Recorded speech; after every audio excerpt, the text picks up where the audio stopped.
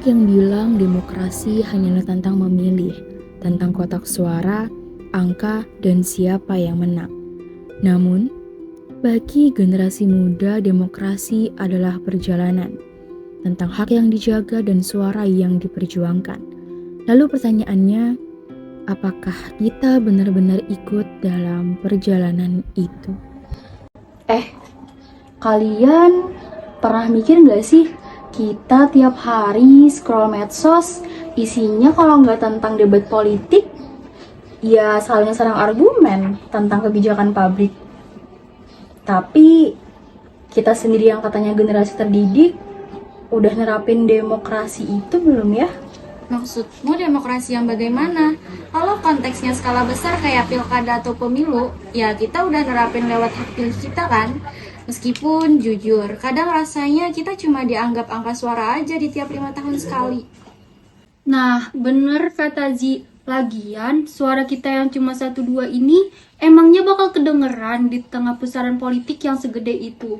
Kadang mikir, apa gunanya kita peduli kalau ujung-ujungnya keputusan diambil di ruang-ruang elit yang gak bisa kita jangkau. Bukan cuma itu, Pak. Kadang di media sosial, ruang untuk kita beda pendapat itu udah mati. Begitu kita ngeluarin pendapat yang beda dikit, langsung diserang netizen, dibully, atau dituduh yang enggak-enggak. Padahal kita kan cuma mau mengeluarkan pendapat saja. Tapi esensi demokrasi kan emang bukan janji kalau semua orang bakalan setuju sama kita. Demokrasi itu sistem hukum yang ngejamin kita punya hak buat bersuara, terlepas dari orang lain itu suka atau enggak. Masalahnya kita sendiri lupa kalau kebebasan itu juga dibatasi oleh hak orang lain. Kita nggak bisa semena-mena kayak gitu aja. Kalian ngomongnya kejauhan deh. Pemilu, kebijakan nasional, ruang elit. Gak usah jauh-jauh ke sana. Coba lihat berkas evaluasi kegiatan organisasi kita minggu lalu. Banyak keputusan yang diambil sepihak cuma karena dikejar deadline. Padahal esensi organisasi kita itu katanya dari mahasiswa oleh mahasiswa. Pertanyaanku, apa itu bukan pengkhianatan terhadap demokrasi kecil yang kita bangun sendiri? Pertanyaan-pertanyaan sederhana itu mulai muncul di kepala kita, mengusik kenyamanan sebuah generasi yang seringkali terjebak dalam apatisme berkedok realisme. Padahal, demokrasi sejatinya adalah ketika persamaan hak dijunjung tinggi tanpa membedakan ras, suku, agama, dan golongan. Dan pilar utama dari kedaulatan rakyat adalah ketika partisipasi aktif setiap warga negara, sekecil apapun skalanya, mampu menentukan arah masa depan.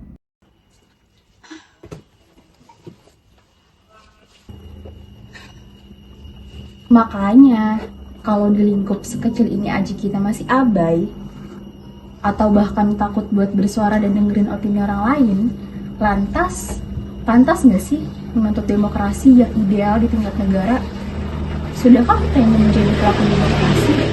Atau jangan-jangan kita cuma penonton yang hobi mengkritik?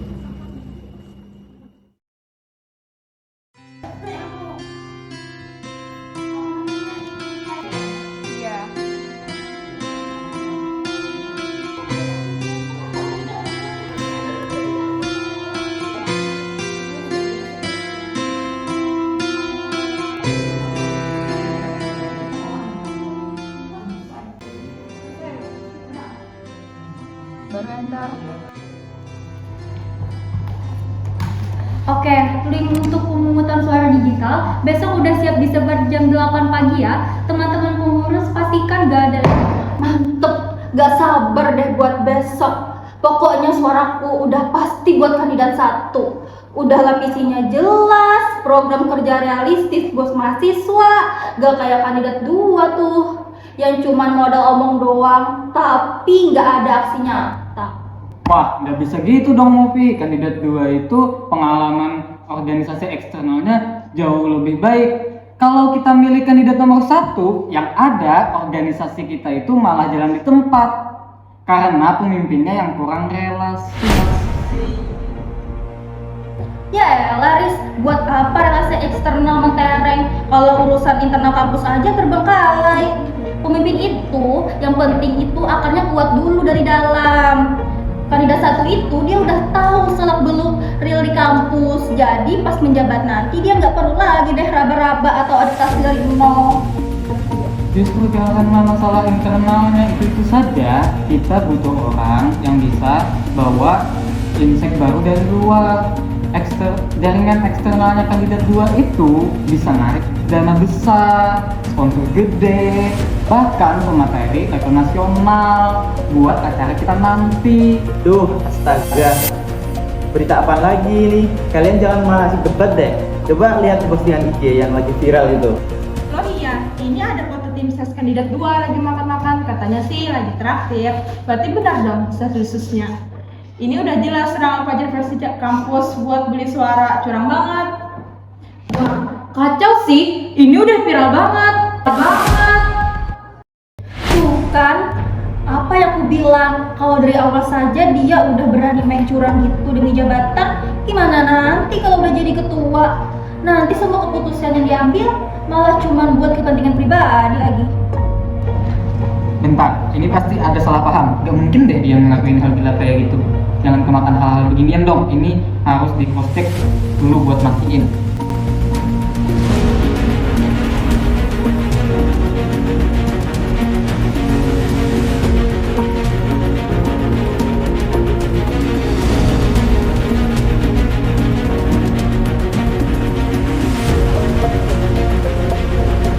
Teman-teman, harap ingat 6 orang di ruangan ini termasuk aku dan lain-lain adalah pengurus inti penyelenggara pemilihan besok.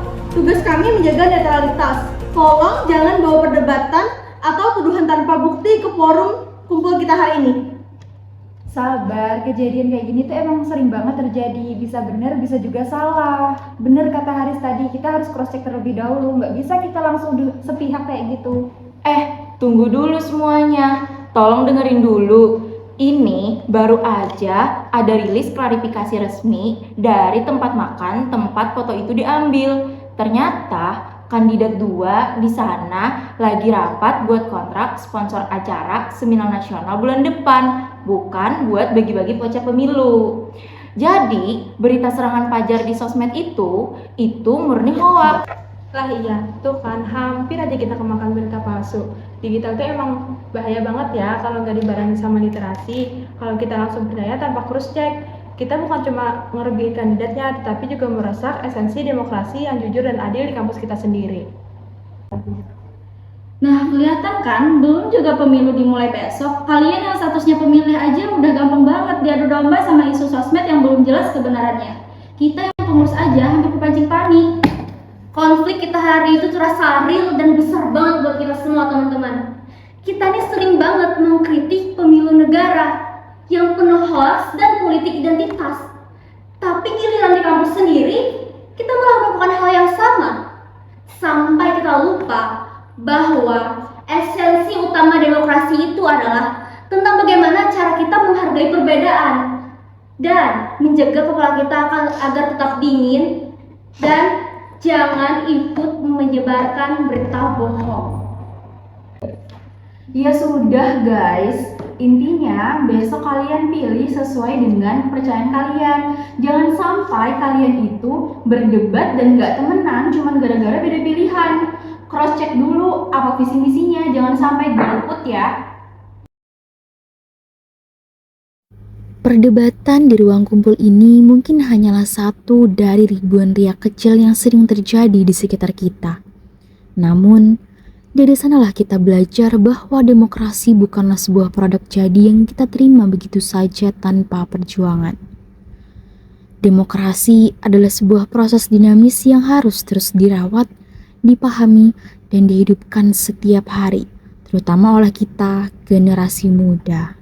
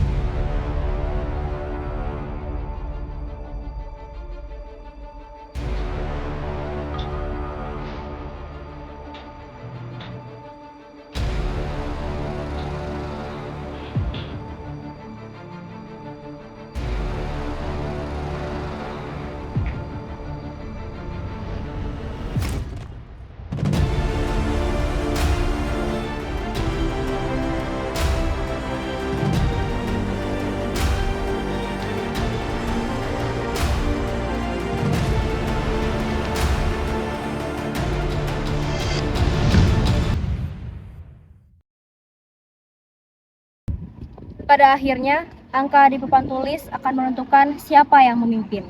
Tapi demokrasi sejati bukan cuma soal menang atau kalah. Esensi kedaulatan yang sebenarnya adalah ketika kita berani bersuara dan ketika kita semua sebagai pemilih berani untuk menolak keberpihakan.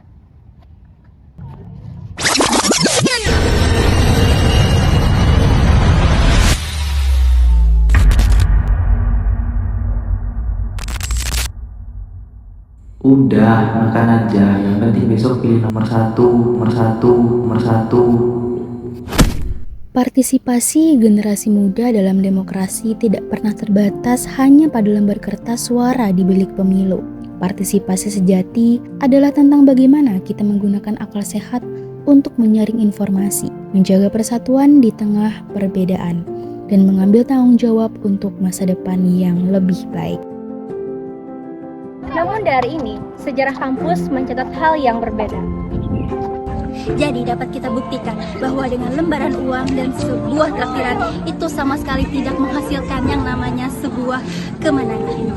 Sebab masa depan bangsa tidak dititipkan pada uang hampa atau pada tipu daya mereka yang ingin berkuasa. Masa depan ada di sini melekat pada pundak kita. Generasi muda yang menolak untuk menjadi penonton pasif. Dan memilih untuk bergerak dengan akal yang sehat. Pada akhirnya, suara telah diberikan dan pilihan telah dijatuhkan. Namun, di balik riuhnya kemenangan dan angka-angka, tetap tersisa sebuah pertanyaan besar untuk kita semua. Apakah suara yang kita berikan benar-benar murni dari pemikiran atau justru terjebak dalam permainan yang kita kunci? Demokrasi adalah kunci, tetapi di tangan siapa kunci itu berada? Pilihan ada di tangan kalian. Karena satu keputusan kecil kita untuk peduli hari ini adalah arah langkah Indonesia di masa depan.